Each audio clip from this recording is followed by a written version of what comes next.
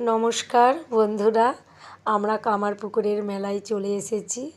রামকৃষ্ণদেবের জন্মতিথি উপলক্ষে এই মেলাটি হয়। আর প্রতি বছরই আসি, এবছরও না এসে থাকতে পারলাম না। আমি আমার বড় মেয়ে চলে এসেছি।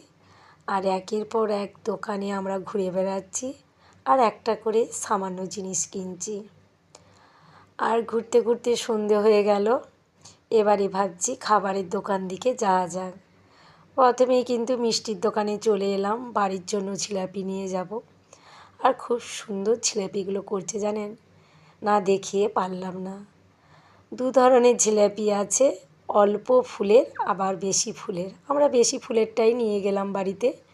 আর এই দিকে পাপড়ি চাট, ভেলপুরি, নানা রকমের খাবারের দোকান এসেছে জানেন।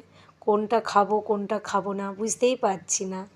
এইদিকে মোগলাই পরোটা ভাজছে, আর অপর দিকে দেখছি একটা লোক বাঁশি বাজাচ্ছে, আর বাঁশিটা উপর দিকে উঠছে আবার নামছে।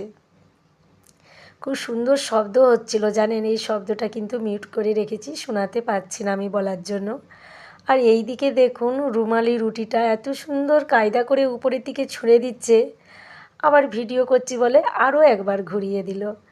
আর শেষকালে আমি ভেলপুরি খেয়ে কিন্তু বাড়ি ফিরলাম। এই পর্যন্ত।